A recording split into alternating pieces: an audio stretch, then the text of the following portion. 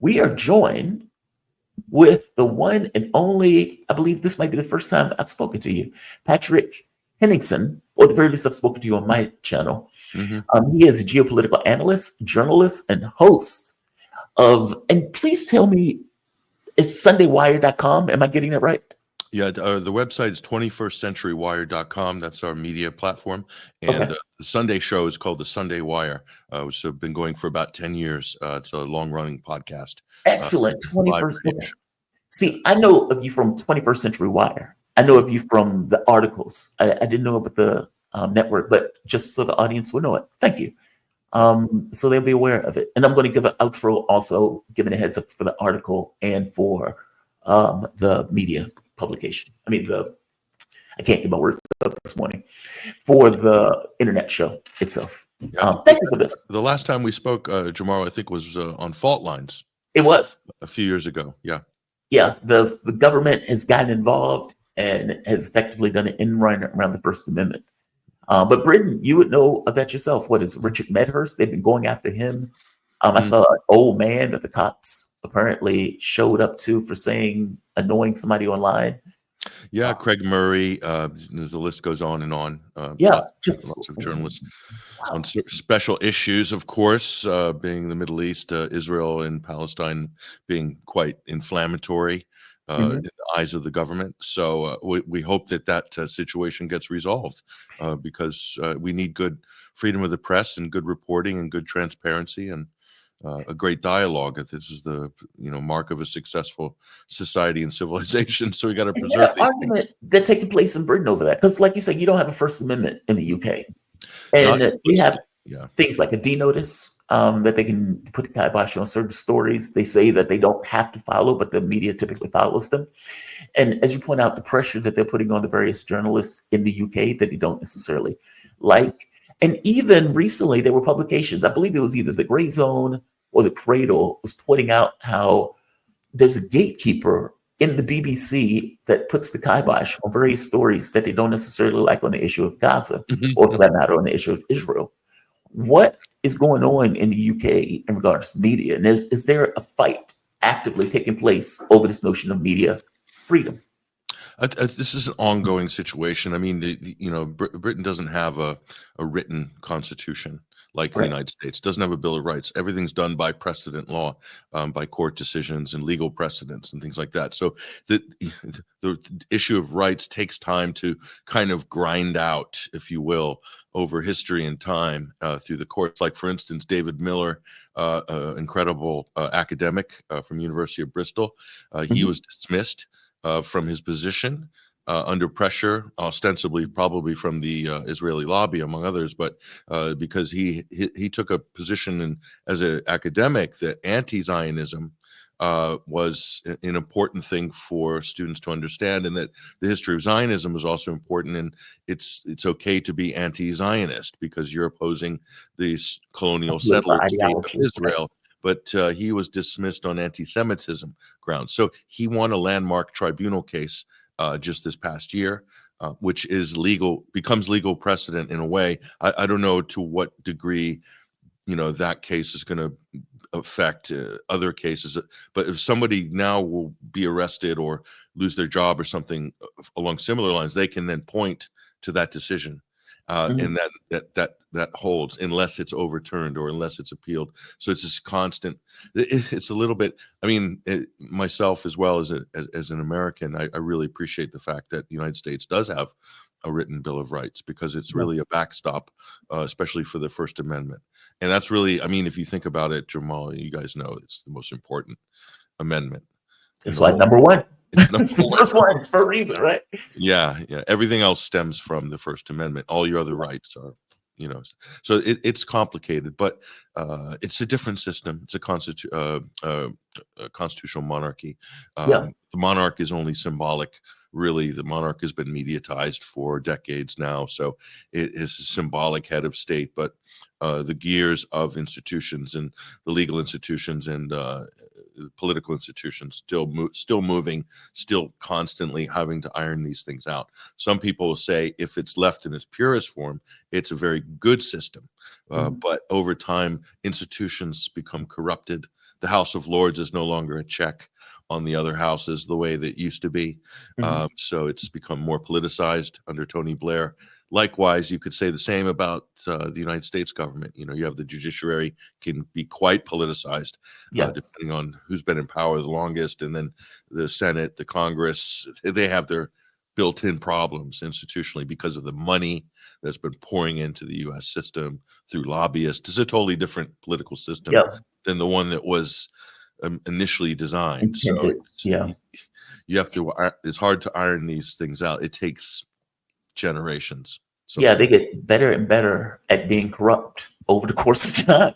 Yeah, and they find ways to kind of, how can we exploit a particular system? Yeah, like the French have their problems too. They have inherent problems. Italy, because of the design and how Germany, because of how their parliamentary system is designed, they have these built-in issues and problems that are starting to emerge over time. And it's every country has these different challenges. I want to move to Elon Musk for a bit. I guess I have two questions. Just for spend 5 seconds on this. If the Queen tomorrow decided to start asserting authority, what would happen? The King. Or the King. Well, yes, correct. I'm sorry. The Queen is dead. Right. The Queen is dead. Right. I'm sorry. The King. Yes, King Charles. If he decided tomorrow to be like, you know what, I'm going to start flexing powers. What happens? Parliament just takes away his powers? How does that work? I don't think that it's impossible. I think there is no more power for the monarch in day-to-day political life. It's if he comes out and becomes more vocal in the press to try to influence things through public statements on issues, then the monarch then has a risk. There could be a huge backlash. And then that could damage the institution and legitimacy of what's left of the monarchy. You see, so they have the self-preservation gene as well that they need to look after. Yeah, they'd be very careful, and you see this through history when the monarch weighs in on certain issues. Sometimes it's not acceptable to the general public or the political establishment. Oh, that's fascinating. It's a fine line. It's a delicate dance. It's a delicate dance. Yeah. Because the reality of it is we don't have this overarching thing. Like there's nothing over the president. And that's good and that's bad in some respects. I mean, at the very least, the monarch is supposed to be impartial. And because he's impartial, if anything is going on, you would expect the monarch has this capability of kind of righting the ship in a way that we don't have any faculty to right the ship. Everybody is political in that process, including the courts, which makes it, it's hard to tell where the floor is. But I want to go to Musk real quick while we have time. Musk, give me your take on him. Because right now, the Grok thing is in the news where people are asking Grok effectively, like, what is their number? And many people are getting this very low number. Also, you have a situation where people who are arguing over the H1B1 is saying that Musk is using Twitter to silence them. Now, Musk is saying, I don't touch the algorithm. I don't have anything to do with it. But he's so loud and vocal on every issue. I mean, he's been going after the German government, after the British government. He's been giving his take on all of this stuff. People have a belief that the algorithm is not separate from what Elon Musk and himself wants, especially around this notion of censorship and censoring point of views that Elon Musk doesn't necessarily like. Give me your take on this, because this is one of the posts that I saw you write on and I got intrigued by it. What are your thoughts? But my feelings on Elon Musk have changed a lot in the last couple of years. Myself and many others are extremely grateful that he took on the responsibility of buying Twitter, because I was banned for life by Jack Dorsey and his team of censorship henchmen and women, and all the government plants that Jack Dorsey allowed in Twitter, from the FBI, the CIA, the DHS, the NSA. It's just crawling with spooks and political operatives who were engaged in mass censorship. And for that, Jack Dorsey should go down in history as just really a character of derision. Agreed. And a complete failure in terms of what his public persona was, and all about, communication and connecting people. But really, he allowed Twitter to become a corrupt sort of cesspit of 3-letter agency manipulation of narratives and to defend foreign policy that was clearly failing, to defend the Russiagate hoax, for instance. So To decide who's going to win election, who's going to lose. So that's what the previous regime at Twitter did. So I was banned for life. I even got an email from them saying, "Don't even try to log in on another." Did you? Yeah, because we have your IP addresses. I think was what they're insinuating, that count will be nuked for life. So like I wasn't allowed to be. And my sin, if there was one, was that I questioned the COVID vaccine. And I questioned the science behind what they were claiming about the Delta variant. Right. And I was really publishing I posted other people's articles, you see. So I didn't even give my explicit opinion, but because I shared articles from other journalists. And that was enough. Yeah, and one of them was about danger to women who were pregnant. The experimental mRNA jab. So, but there are other things where I was scored. And I learned that I was on other lists when the Twitter files were released. And I was in the Twitter files. Whoa. And so I was put on a list of Russian disinformation threats. Yeah. So. That's so insulting. I mean, like, because they do that nonsense for Karl Gorgetsky, they do it for Fico, they do it for all, like anybody who comes off as, I want what's in the best interest of my country, and being involved in a war might not be in the best interest of my country. And they say, well, that guy's clearly working with the Russians. Yeah. It's so outrageous.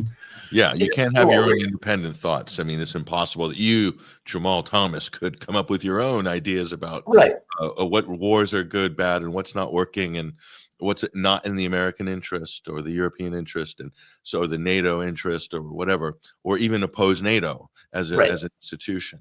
So those were things you were allowed to do previous generations, but now in the social media hive mind environment that's very carefully micromanaged from behind the scenes through algorithms and things like that, a lot of these things are officially or unofficially verboten.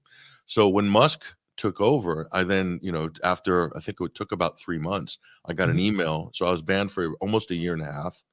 And I learned as well through the Senate hearings when Josh Hawley was presenting information on this, when they're grilling Zuckerberg, there was a dashboard that the big tech companies shared amongst themselves: Google, YouTube, Meta, Facebook, Twitter, and the others. And so I'm clearly, if I was on the Hamilton 68 dashboard and they were all using that, then so that's why I'm banned and getting rolling bans from Facebook just from posting, and on YouTube rolling strikes, even though I'm not able to post much content. So I'm clearly I was on that shared dashboard. So I was being censored across all the platforms. So when Musk took over, I got an email after 3 months from his team saying, "Go ahead, your account's been reactivated."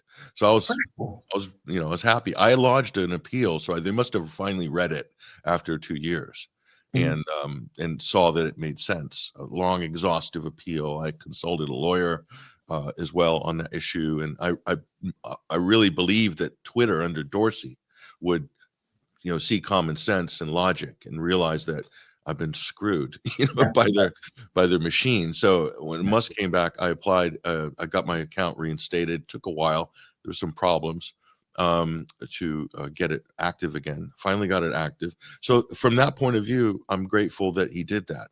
And there's so many other journalists that were also banned that came back on. So fair enough. And I've publicly credited him for that, and I've constantly reiterated that I am grateful for that. However, I've noticed behavior patterns in Musk that are very disturbing, especially in recent months. So he has effectively bought his way into politics, and he has also gamed his rise as an influencer because he owns the platform. He's force fed into everybody's feed. So I even unfollowed him. And then suddenly I just checked the other day and I'm following him again. Like I didn't do that voluntarily. So that was kind of strange. But by the way. You blocked him. Yeah, Everybody, whether you like it or not, you're going to get force-fed Elon Musk's worldview in your Twitter feed. So that's how he amassed 200 million followers. And so he will then boost and retweet people that he agrees with and ideas he has a very narrow band of political thought. Yes. Which is at the moment, it could change, but at the moment it's anti-immigration, anti-Muslim, anti-Islam, and pro-Israel. Although he doesn't overtly come out pro-Israeli anymore, he has completely backed off because the backlash he received from that is substantial. So he doesn't want to deal with the flack on that. So, but it seems that the Israeli lobby, who has funded and Israeli interests from the beginning of Tommy Robinson's career. Tommy Robinson is a type of political actor in the UK who his real name is Stephen Yaxley Lennon, but he goes by a stage name, which is bizarre in itself. He has a stage name like an actor would, so it's Tommy Robinson is the name, but his real name is Stephen Yaxley Lennon. How weird. He's basically a political provocateur, a race hustler, and his job is to gin up division. And he's been backed by Israeli and lobby interests from the beginning of the English Defense League. Okay, so from those days, and a very divisive character used by the tabloid media in the UK, by Rupert Murdoch's press, to play that role, to divide Christians and Muslims, and to get people to kind of have a lot of tension ethnically and so forth. So the immigration issue is a big issue. Let's be honest. Whether you're in America or whether you're in Europe or the UK or Ireland, especially, massive influx and flows of migrants. In the case of Ireland, forced flows have kind of disrupted social harmony on different levels. Okay, and the government hasn't really been forthcoming with what's underpinning this policy. So that's obviously going to create a lot of tension and distrust and unhappiness among certain sections of the public, and especially the indigenous sections of the public, those who regard themselves as, white Europeans, are especially going to be very upset. So they want answers. They want something to be done. They want some kind of policy shift on this. That's understandable. That's a real issue. In fact, going into any election, especially in the West, immigration will be one of the most emotive issues. And this is according to pollsters.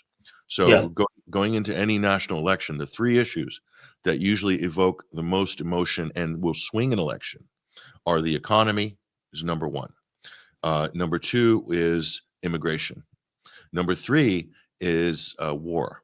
Or if your country's engaged in some kind of war and so forth. So terrorism, domestic terrorism, that can also swing an election in the run up to an election if it's right before. So immigration is number one. And the problem is this issue has been weaponized by political parties in recent years. So we can have a bigger conversation about it. I'm more interested in the broad analysis of economics, the flow of people.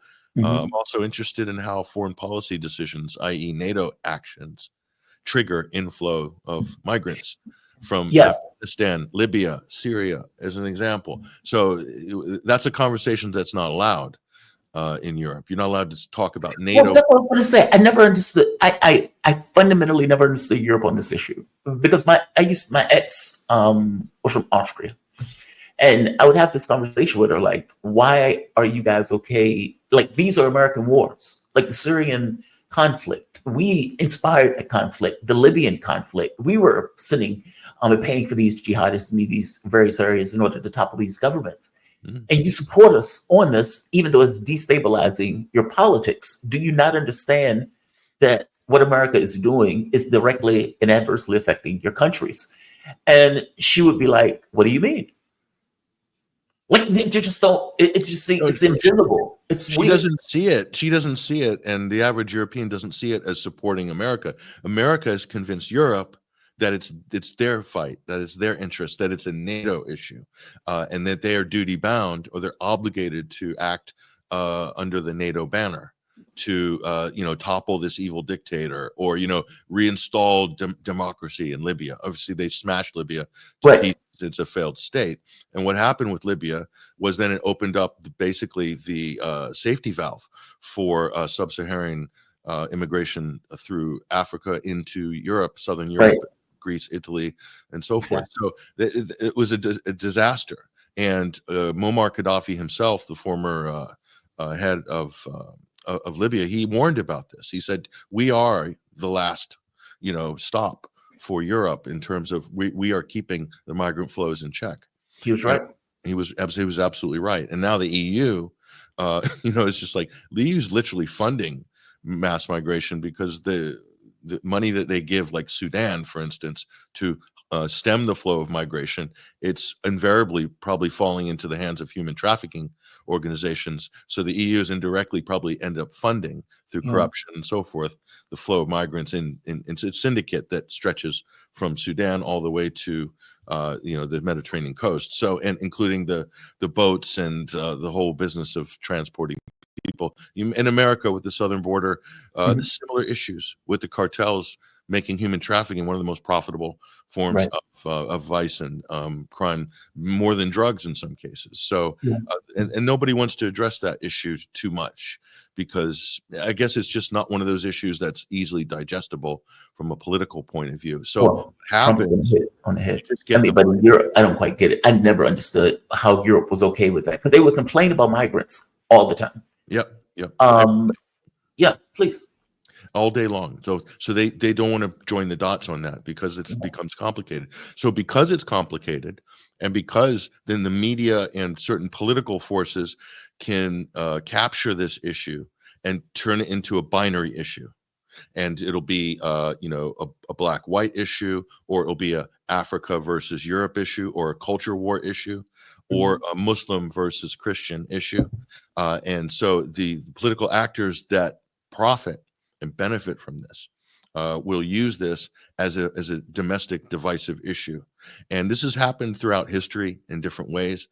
Is scapegoating migrants has always been a convenient sort of outlet, because there's no government that doesn't like this, because the more that people are fighting each other and they're not scrutinizing and auditing their own government and its shortcomings, then the regime, whether it's a monarchy or a quote democracy or whatever, they're happy that the people are at each other's throats and not their throat.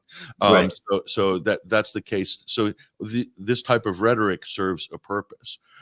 So it's also a route into power for certain political factions that cynically use this type of an issue, even if it is a real issue, but then it metastasizes and becomes a culture issue. It can become ugly throughout history. It can end in pogroms. We saw what happened in Nazi Germany, for instance, and other places like this in Eastern Europe. So this is what's happening now. And Elon Musk, in his infinite wisdom, he's delving into politics, and he's feeling the power. And he believes, and I'm not speculating, it's pretty clear from his tweets, he believes that with his thumb and his smartphone, that he can dismiss party leaders in the UK, he can delegitimize a government in Germany, and so forth. I'm the biggest critic, long-running critic. Here.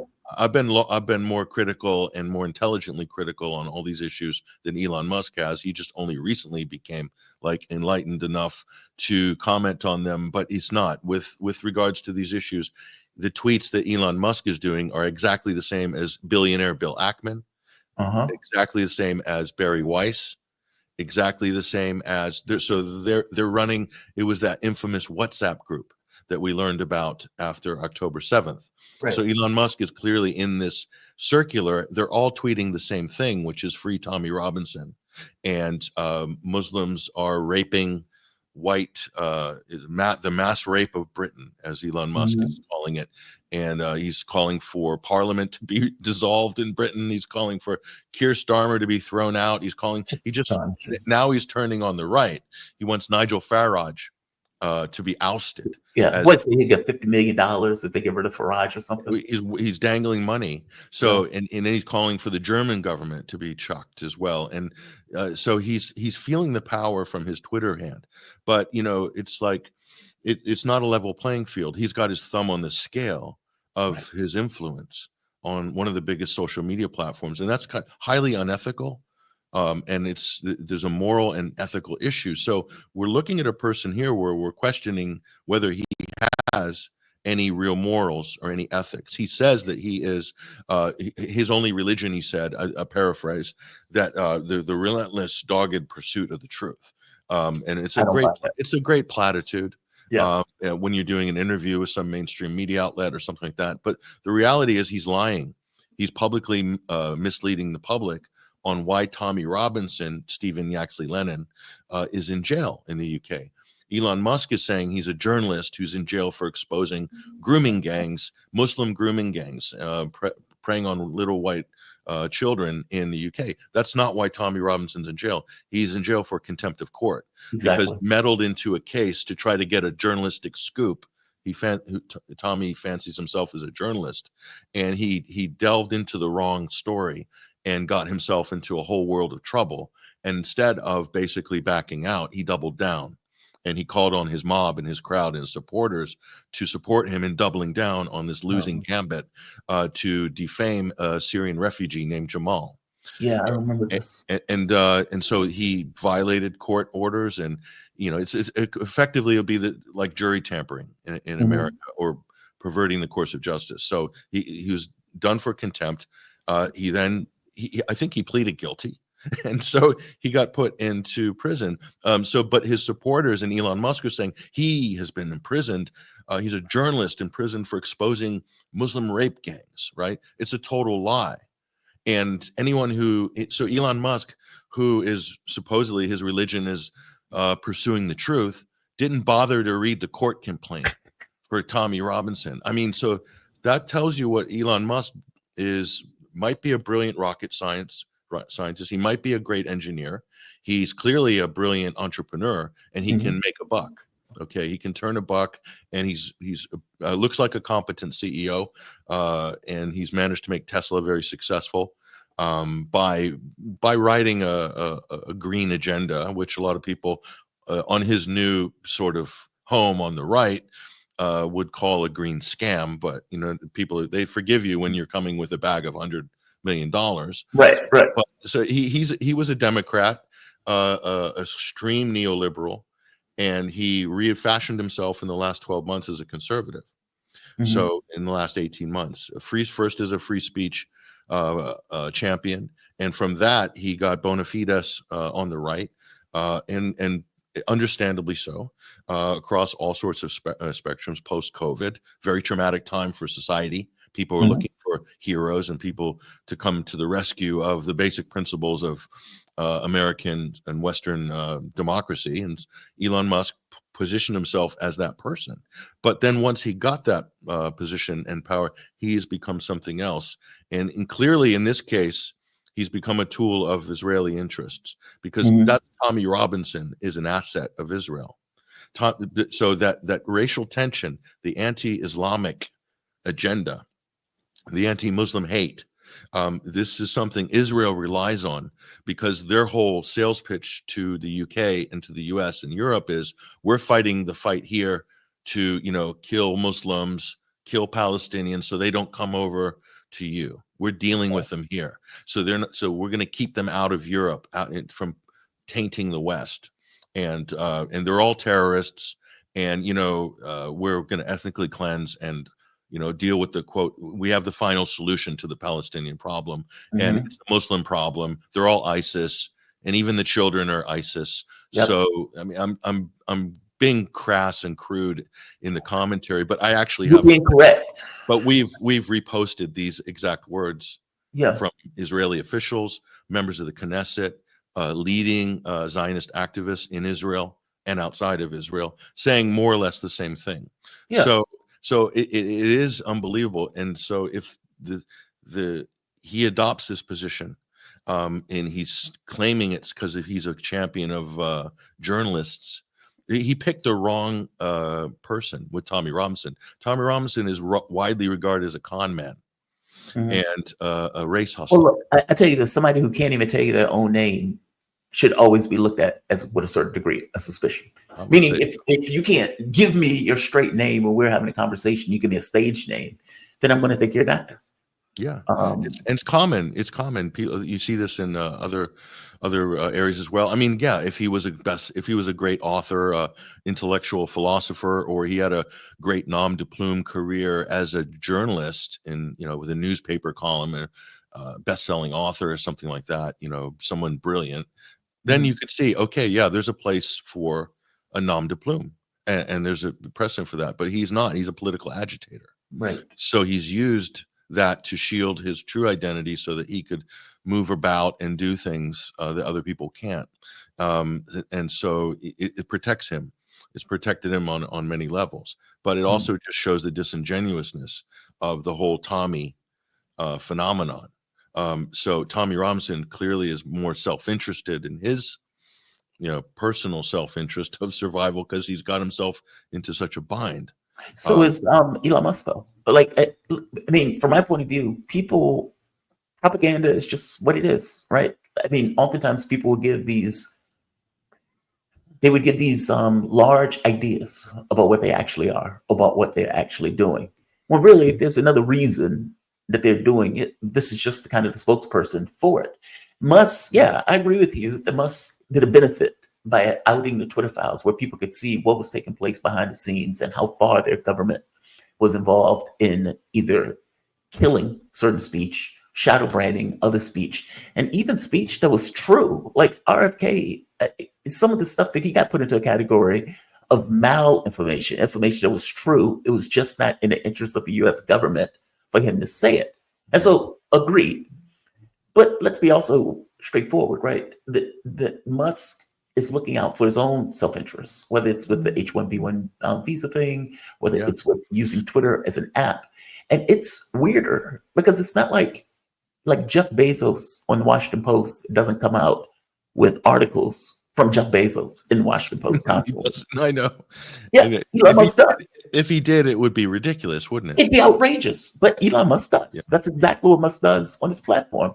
Any random day, Musk has something to say, and you don't have any choice but to hear it.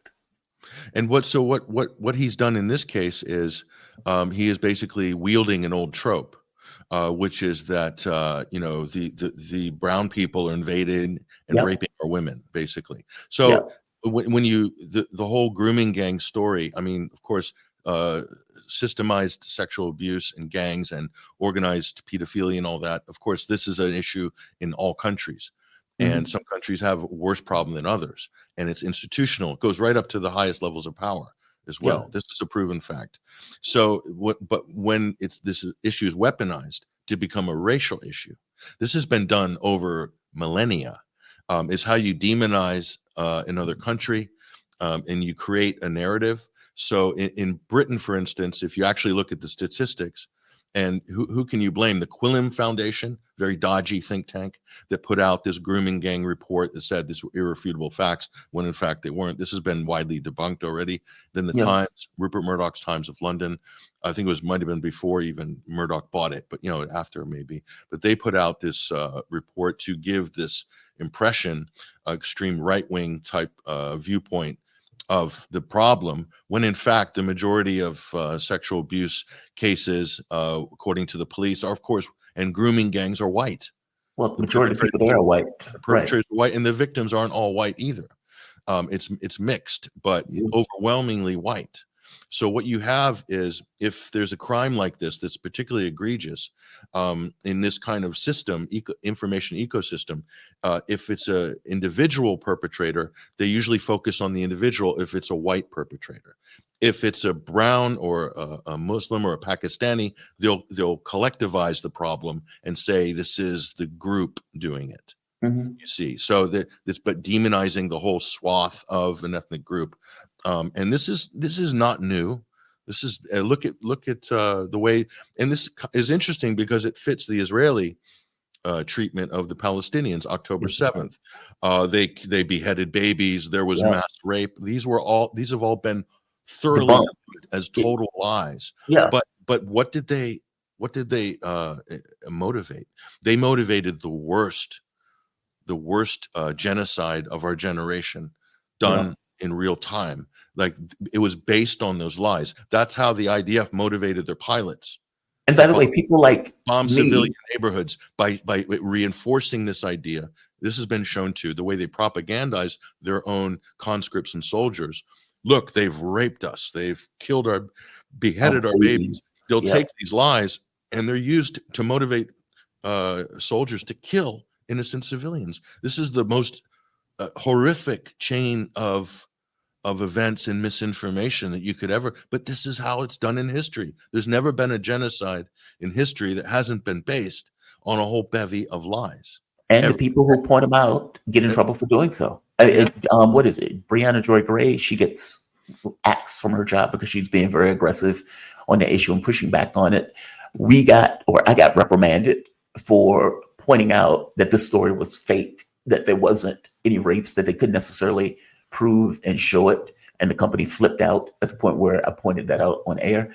Like, the people who were pushing back on this got heat for pushing back on it, even though there was no evidence for it at all. And now, like, you get even the New York Times coming out saying this was nonsense, that they weren't able to demonstrate even one person who got raped like that. I mean, it's just astonishing. And you're right, they ran with that. I mean, Piers Morgan recently, oh God, who did he have on? Was it Candace Owens or Francisca Albanese, I believe? And she points out, like, dude, you ran with this also. And he's like, no, I didn't. No, I didn't. And then in which case you played a video with him running along with the story about raping babies and all this other stuff. Joe Biden ran with it. Yes, he did. It went to the level of the president of the United States repeating a lie and a trope to basically justify one of the worst war crimes in history. I mean, it doesn't get any worse than this. This is like, and they've used this to basically destroy the whole post-World War II international institution, Human Rights Convention, Geneva Convention, Genocide Convention. Hundreds of UN resolutions have all been thrown in the bin on the back of these half a dozen lies. So true. We've dismantled Western civilization for what? Because fear and hate. And this should be the lesson, right? Because when we're growing up, that was the old joke, isn't it? When you get out of school in America or the U.S., how could the Holocaust have happened in Germany? Like, it's insane. All this stuff happened in the space of 10 years. How is that possible? Well, there's answers to those questions. And if we're not learning the lessons in the present moment, in this time in history, 2024, right? And we can't learn those lessons when they're being demonstrated to us right to our face. And so then I would say we've failed as a society, and even further, if we've dismantled these institutions that were designed to prevent the worst possible crimes, then we failed as a civilization. Western civilization has failed. So if Western civilization has failed, then you have people like Elon Musk who are throwing gasoline on the fire on the same issue, and basically further eroding Western civilization institutions, trying to damage political parties and institutions, attacking governments in defense of Israel, or in defense of Tommy Robinson, whose main mission is racial division, hate, spreading fear amongst people from different backgrounds, and getting people to fear and hate each other. That is his job. And really, this is what a lot of these things in history that we want to avoid.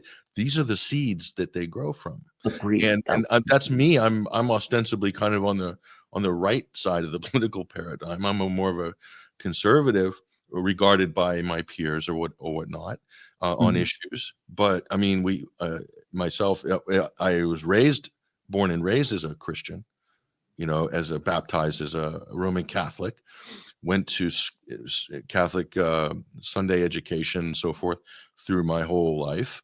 I don't staunchly identify as a Christian. It's just something part of my life. But I'm looking at the way things are unfolding now, and I'm looking at people that they politically identify as white Christian or Christian, and yet they're adopting all these genocidal policies. And backing these genocidal policies. So there's a disconnect. And I think I think this goes to the core of some of the failure that we're having right now in terms of our government institutions, and so forth. By the way, I agree with you on this. I would say that Musk, I guess from my point of view, Musk is a capitalist. And from that framing of things, government tends to be the only hedge for a capitalistic system, especially a rapacious one. I think Musk is looking out for his own interests. Like, meaning what the people like Musk, like Vivek, Donald Trump, there's a brain trust of thought associated with the way that these guys are going to operate and that they're going to act. And governments, I don't think they care that much about them, especially Musk. 100%. The way he's been going after all of these governments. Well, Jamarl, that makes just quickly, that makes perfect sense, because this is why he's bought his way into the Trump White House. He's looking after his own interests. If this had been if the Democrat had been in the ascendancy, I don't think he would have taken these extreme positions to overcompensate to make it look like he has right wing bona fides. He's not very conservative. He's more of a sort of, he operates more like a rabid neoliberal than he does a conservative. So he's out trying to start trouble, more like a Trotskyite, more like a sort of radical Bolshevik, and regime change sort of advocate, which he was advocating for regime change in Venezuela after the last elections. I mean, that's Samantha Power. That's radical, neocon. The neocon. Bolivia also, by the way, we were talking about the lithium, and it's like, hey, sucks for you that you're under all that lithium. Yeah. So he's looking after his own interests. So he's bought his position there. He himself is a huge beneficiary of federal government contracts. He is rich. He's the richest man in the world because of the U.S. federal government. Yeah. Period. And he's the most widely regarded and successful and visible face of business, SpaceX, Tesla, all these beneficiaries of the federal government. So he knows where to park his business to benefit the most from public funds, you see. So he has to be in there. Peter Thiel has to be in there. They have Alex Karp from Palantir. They have to be in the inner circle, because their future is an automated future. The future they want for us is a fully automated future, a fourth industrial revolution, a robotic driven future, a big data mining future, where we're just basically users. Eventually, Musk wants to replace workers with robots. No one's talking about that. He's not only on board with Klaus Schwab in the World Economic Forum. He is the main driver of Schwab's fourth industrial revolution. Elon Musk and his cohort are. So they want to transform the Department of Defense into an AI-led Department of Defense in the 21st century. They want to be at the center of that. But that goes with all of the social control and social management tools that are going to come with that, the UBI, the CBDCs, everything. So no one's talking about that. So he's in there in that pole position on behalf of the interests that have made him the most wealthy man in the world. He didn't do that on his own sort of didn't wave his own magic wand and make himself that. There are powerful interests that are backing the agenda that he is backing, that he is pushing forward. So he's positioned himself with Trump. So if you have the guy who bought his way into the White House, who's in charge of the biggest social media platform, pushing an extreme right-wing, divisive, hateful, fearful agenda via his, along with the most powerful foreign lobby in the world, which is the Israeli lobby in the United States. And he's doing this overtly. And so people are sitting back, like you said, he's pushing the stories like Jeff Bezos would if he was the owner of the Washington Post. Byline Jeff Bezos, front page of the Washington Post, every freaking day. It would just be silly, right? So and Jeff Bezos would become a character of derision, but because cartoonish, because credibility in Elon Musk and the technocrats world is based on social currency, based on social media clout. Followers and subscribers are the main metric of credibility now, not the integrity of the information that's being presented, but the quantity. So Elon Musk recognizes quantity, but not quality. And you can tell that by the people that he retweets. The accounts that he retweets are the biggest fake news producers on the platform. And he gets it wrong. with And the he best said, of them. "Oh, we are the media. We're the media." And he's constantly touting that X is the #1 news source in the world, but he's talking about quantity of statistics of engagement and traffic. And what he's not telling you is that because of him, because he has made an algorithm that penalizes people for putting an external source link to a story in the tweet, then he is incentivizing a fake news tsunami on Twitter, and he's paying the biggest fake news producers through X monetization thousands of dollars a month to promulgate these completely unsourced fake stories, and it's turned it into a meme culture. So it's like it's no longer is this sort of academic rigor of being able to source work and make sure that there's a line of truth that can be a thread of truth that can be tracked. He's basically stripped that out. He's incentivizing bad behavior, fake news producing. He boosts all those fake news accounts, the top ones. Some of them are sock puppet accounts. You don't even know who's operating them. But because they're putting out a political line that he agrees with, he's intentionally boosted them to make them the biggest, most visible, and most profitable accounts on there. So it's all about quantity and not quality. So the end game here, and he tweeted it out just yesterday, and it's what I predicted and warned people about before. I said there's a danger that this strategy of convoluting and flooding the information space with poor information, and then at that point people don't even know what's real and what's not, then your disinformation campaign has reached its pinnacle, and then you have a problem. The reaction is people are saying we can't trust anything on the platform, and the solution is an AI engine which Elon Musk has created called Grok. And he just tweeted out yesterday, he said Grok is going to be become the main source of truth. Basically, I define what's true. Problem, reaction, solution. Yeah. And technocrat controls all of those three items in the Hegelian dialectic. So he's in full control. And there is this very uncomfortable overlap between technocracy and fascism. Yes. And so the technocrat essentially, fundamentally, is a fascist. The way they operate, right? This kind of organization. But if we go by the Benito Mussolini's orthodox definition of fascism, it's corporativism and private, right? Merger of corporate and state interests. And so what has Elon Musk done? He's positioned himself to be the main beneficiary of the emergence of corporate and state interests. Doge. So this to me is just a circus act, which is just a distraction. It's a meme. The Department of Government Efficiency, it's not even a department. It's just an advisory thing. But I mean, if you're looking at SpaceX, if you're looking at Blue Origin, if you're looking at the defense contractors, these things are a merger. I mean, Musk is sitting right there on the right hand of the president, influencing policy directly in a way that's going to interest him. And God, man, I got to get you back to have this kind of larger conversation, because you're right about the AI stuff. Like from their point of view, if I could pay a robot to do a job for 5 cents less, I will pay that robot to do the job for 5 cents less. And if you can get rid of all the taxi drivers and all the truck drivers, and you're putting in an automated system that can automatically go from point A to point B, and nobody has asked the question, okay, well, what are we going to do about all these jobs? Meaning you have, like, these are people who are now unemployed that can no longer buy the products that are being sold. Okay, what do you do about that? And you're talking about that like all across industry. And then they say, okay, well, what about a UBI? Like, it's like all of these things just kind of one after the next that you could kind of see society careening into that they're not necessarily talking about or even engaging.